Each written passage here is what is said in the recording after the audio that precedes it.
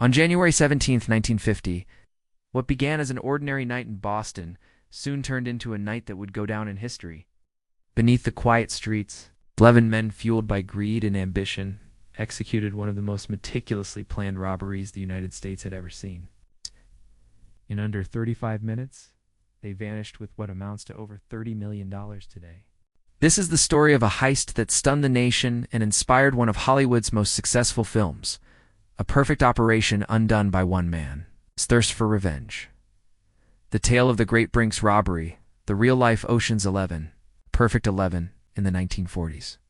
A Boston building was renowned not for historical importance, but for housing millions in cash, checks, and valuable zit, was the Brinks Building.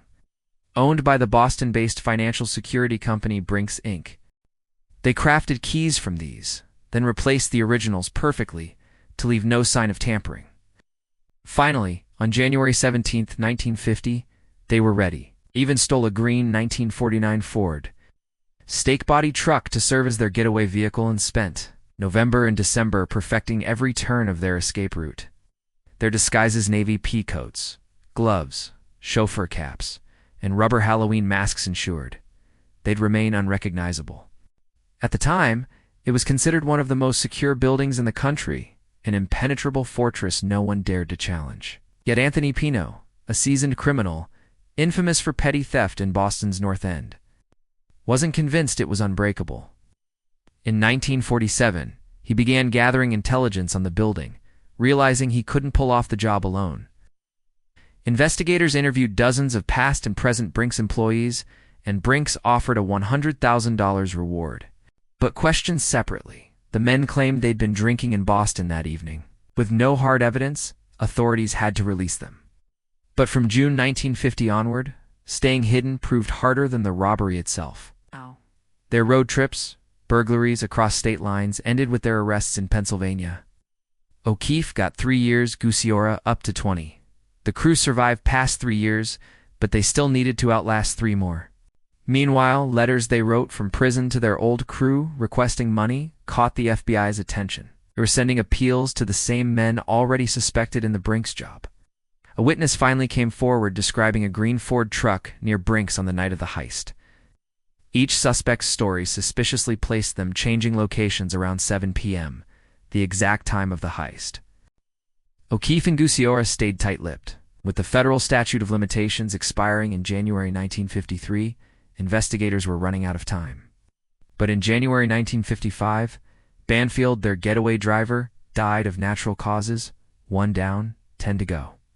By January 6, 1956, just 11 days before the statute expired, he cracked, telling agents, "All right, what do you want to know?" A Suffolk County grand jury soon indicted the entire crew.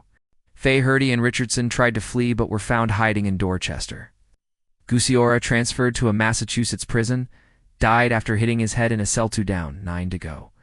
In June 1956, police in Baltimore arrested a man with counterfeit bills and discovered nearly $4,000 from the Brinks heist. His tip led them to a hidden metal container stuffed with almost $60,000, much of it rotting away. Yet over $1.1 million from the great Brinks robbery remains missing to this day.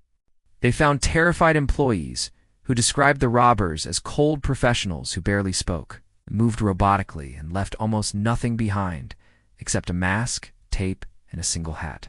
Tensions among the crew skyrocketed. Keefe, having cooperated, received just 4 years. In March 1954, O'Keefe returned to Boston, and 2 months later, he and a partner kidnapped Costa, Pino's brother-in-law, holding him hostage in a hotel. They released him after ransom was paid, but it was clear O'Keefe had become a dangerous liability. One employee remembered for guns and provided a serial number. 2 days later, he was shot in the chest but miraculously lived. Fearing for his life, O'Keefe fled Boston, only to be arrested for parole violations soon after. Inside, they moved with ruthless precision, forcing employees to the floor, binding their hands and taping their mouths. In just 35 minutes, they emptied the vault of $1.5 million in cash and disappeared into the night along their meticulously planned escape route. He turned to Joseph McGinnis, a legendary figure in Boston's underworld, respected and deeply connected. Banfield abandoned the truck, erasing their trail, It seemed the perfect heist if they could evade capture for 6 years. They'd escape prosecution forever under the state statute of limitations.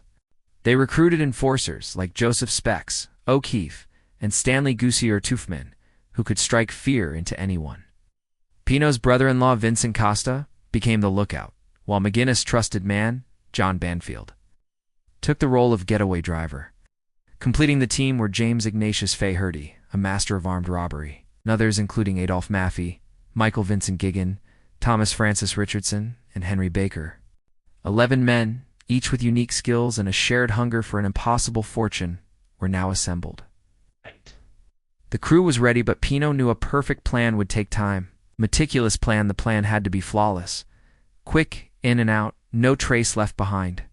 For months, the crew immersed themselves in surveillance, studying everything from delivery schedules to the flicker of lights in the building. The greatest obstacle was the second floor, where the cash was secured behind 5 locked doors.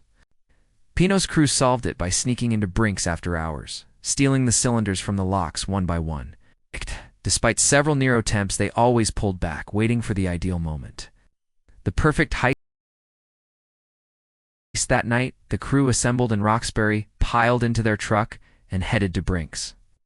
Costa sped off in a stolen sedan, Gigan secured his alibi, and the others scattered, each creating confusion around their whereabouts. The aftermath? Within minutes, sirens wailed across Boston as police and FBI agents swarmed Brinks.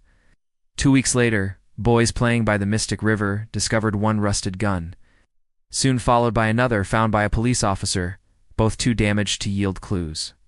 After weeks of digging, investigators found parts of the truck in a Stoughton, Massachusetts dump, pointing them to O'Keefe and Goussier.